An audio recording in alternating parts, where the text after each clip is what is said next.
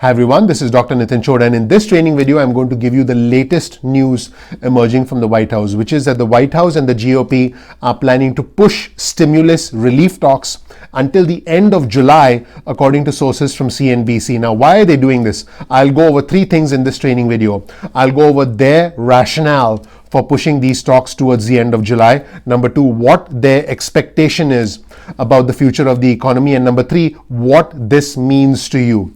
So the White House and Republican negotiators are not planning to hold formal negotiations on a fourth stimulus relief bill until late July, when Congress returns from recess after the 4th of July holiday.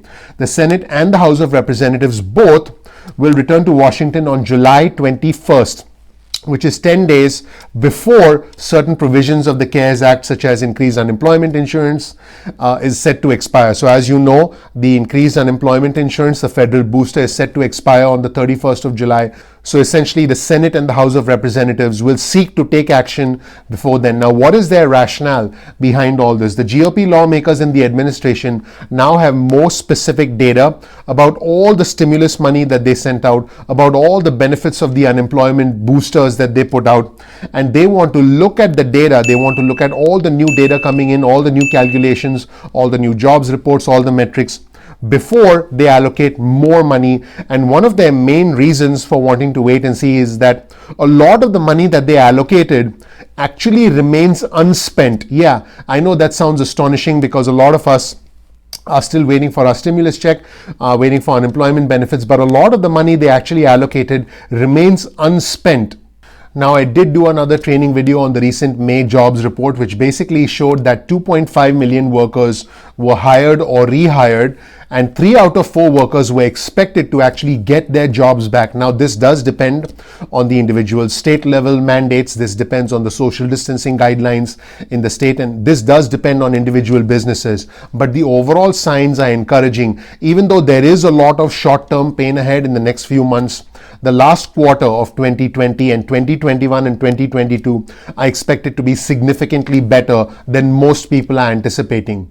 In fact, the Treasury Secretary specifically said that many of the programs that the administration has come out with, the Paycheck Protection Program, the Economic Injury Disaster Loan, the Main Street Lending Program, which is now starting to get rolled out, the Economic Impact Payments, which you know as the stimulus checks, the extended unemployment, in his exact words, this has created successful incentives for companies to retain workers. But the White House wanted to allow more stimulus funds to be spent before negotiating new aid. Again, a lot of the stimulus money that's been allocated has actually not been spent, and I'll show you a graph that's going to surprise you. The Treasury Secretary was testifying to the Senate Committee on Small Business, and he said, we want to be careful at this point, seeing how much money is in the economy. A lot of the money is still not in it.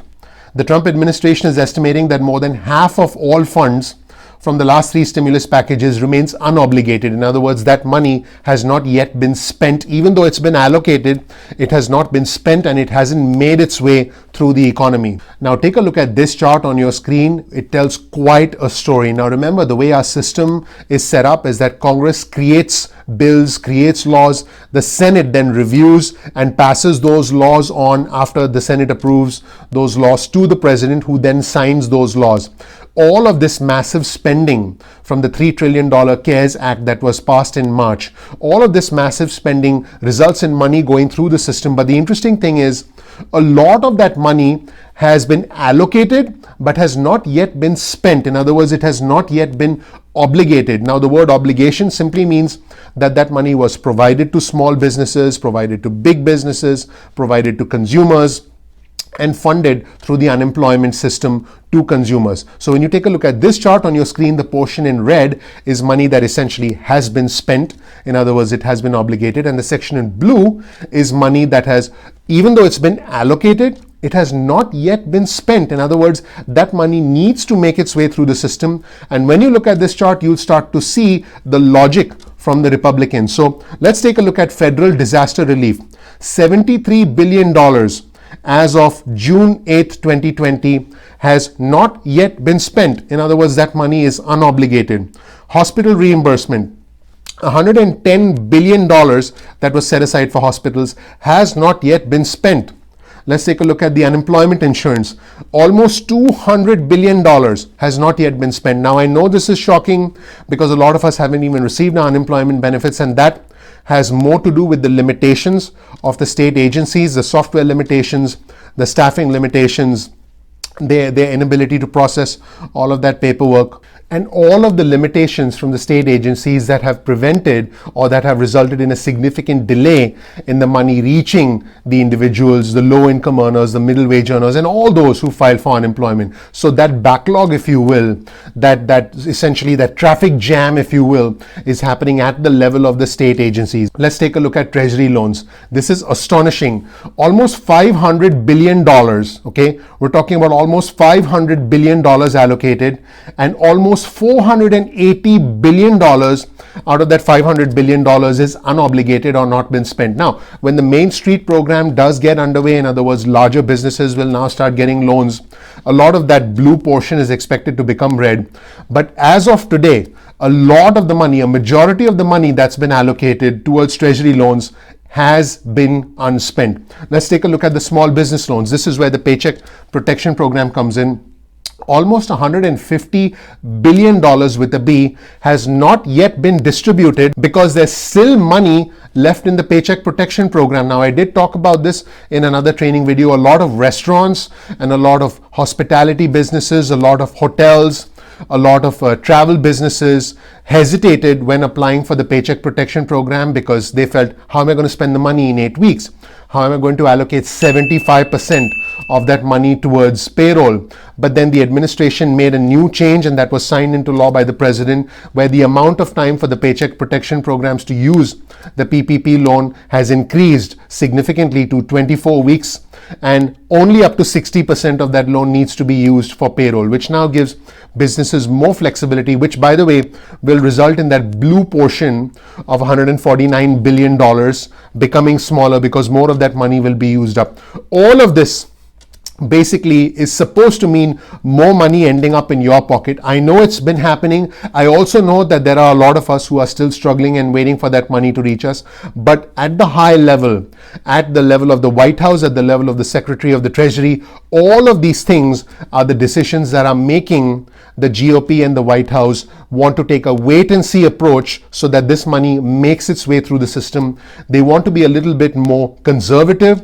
They want to rely on data before they release and approve more stimulus, which is why we are not going to see any more discussions of new stimulus up until the end of July. Now, the Federal Reserve Chairman Jerome Powell, who I believe is as important as the Secretary of the Treasury in this whole equation, he has specifically said that the labor market may have hit bottom in May, but we're going to be here with all our tools to support the economy for as long as needed. So this is essentially the Federal Reserve Chairman saying we're going to lower interest rates. In fact, they've kept interest rates at zero for the next couple of years. And he specifically said we're not thinking about raising interest rates. He said we're not even thinking about raising interest rates. So with low interest rates, with the Secretary of the Treasury motivated to allow that money to flow through the system and potentially even look at more stimulus if needed. We will see more stimulus if needed, but we are not going to see it most likely until the end of July. The Treasury Secretary said, I definitely think we are going to need another bipartisan legislation to put more money into the economy. This again is important because the House, which is a Democratic controlled House, and the Senate, which is a Republican controlled Senate, they can't get things done without each other. So they need each other.